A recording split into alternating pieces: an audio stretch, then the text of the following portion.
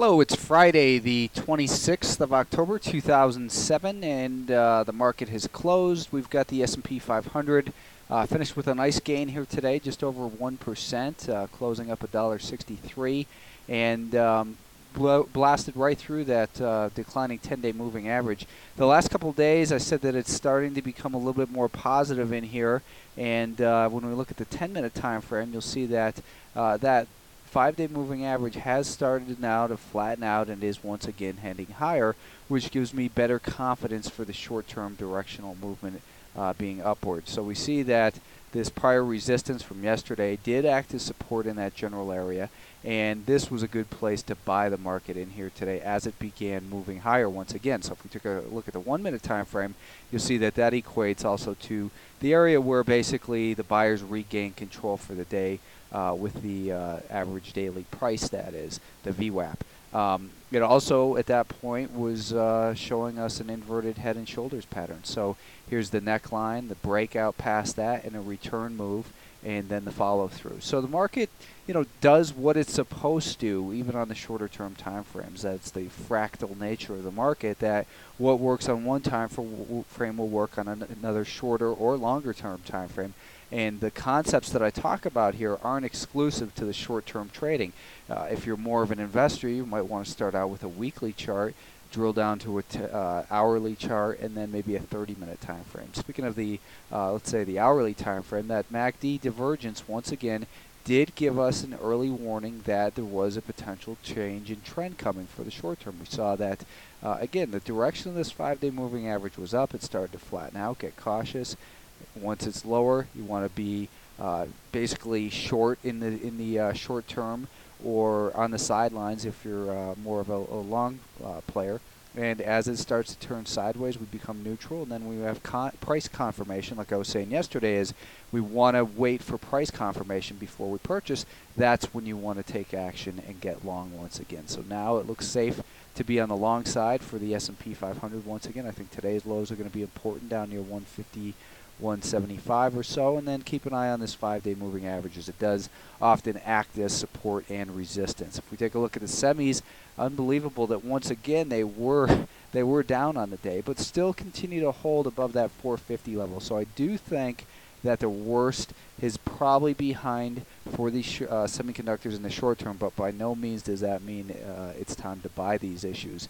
Unless you kind of look for that dead cat bounce as your main type of trading strategy, there's nothing bullish about this chart at all. So I'd say just stay away from it. It does still show lower highs, and today we saw a higher low. So we also have these moving averages crisscrossing. That tells us that the trend is becoming a little bit more neutral. However, the 5-day moving average is declining, so any rally is most likely going to fail. If you are trading long for a scalp, maybe above this level, look for a failure probably up near 460 before it falls back down once again.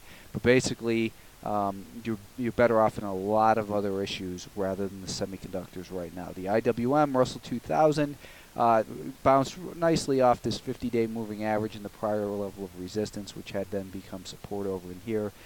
So we had kind of a scare this week, but again, the direction of the 50-day moving average is still higher. We do have a declining 10 and kind of a flat 20-day moving average. So I think that this rally is probably going to fail. Same with the S&P 500, but it doesn't mean the market's going to fail. I think that this attempt at a rally is probably going to come back down and test this level once again. But for now, there's no indication of that on these shorter-term time frames. And again, uptrend over here, neutral, decline, and accumulation. This is stage 2 markup, stage 3 distribution, stage 4 decline, stage 1 accumulation, and now we're back to a stage 2 uptrend where we have higher highs and higher lows. We've got a rising 10-day moving average, and once again this 81.25 level just kept getting hammered away at by the buyers. And today you look at it, the market gapped right up to that level. That's not the time you want to buy. You want to wait for the pullback like we saw in here, and then switch down to shorter term time frames like the 1-minute time frame. Even here with the daily VWAP, you can see this is where the buyers took control. They maintained that control on a test of the VWAP, And realistically, this is the best place for a purchase in here today.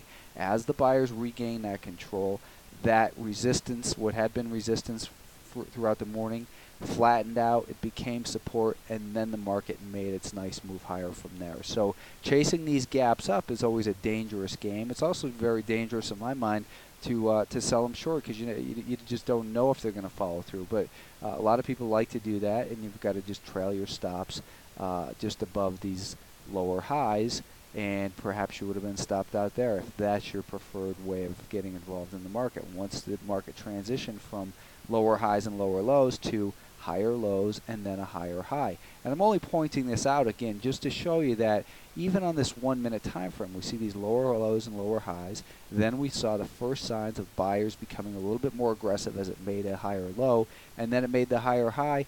There's nothing wrong with an entry there with a stop just below this level. The definition of a trend is higher highs and higher lows. So if we have a higher low and it's followed through with a higher high, that's a good place to purchase. What would invalidate that uptrend is if it broke below this higher low. So you want to use the definition of trend for your stops regardless of the time frame. Now on the 10-minute time frame, we see this market is controlled by the buyers, and once again we've got the rising 5-day moving average, we've got a higher high, and now once again, like I was pointing out yesterday, that we kept seeing these higher lows in here, and that's showing the buyers getting more aggressive price-wise, and the repeated attempts at not attempts but attacks on resistance show that the buyers were also very persistent in there and working through that source of supply. They finally gained control here late in the day today, but then when you look at the longer term picture, more reasons to be concerned. And again, I'm going to point out that this is really a stock picker's environment we're in during this earnings season. We're seeing all kinds of stocks rallying big time, like WFR today, ESLR. Some of these solar plays had good responses to earnings. But what was that, WCG yesterday? I mean, just a complete disaster. This reminds me actually of MNCS, the bulletin board company from last year. Rallied for every single week in 2006, had one bad week, and if they don't scare you out, they're typically going to wear you out. Don't look at this WCG as a value. There's something seriously wrong with this company. The FBI doesn't come visiting unless there's big problems. Again, another tangent, but the point is this market is sending a lot of mixed signals, and it's giving us a lot of opportunities on both sides of the market. This Microsoft broke out to multiple year highs in here. In fact, highs not seen since 2002 or 2001 were made today. The last time it traded up in here was 2001. So Microsoft may be making a move. I think it's had a huge run. You got to be nuts to buy it up here.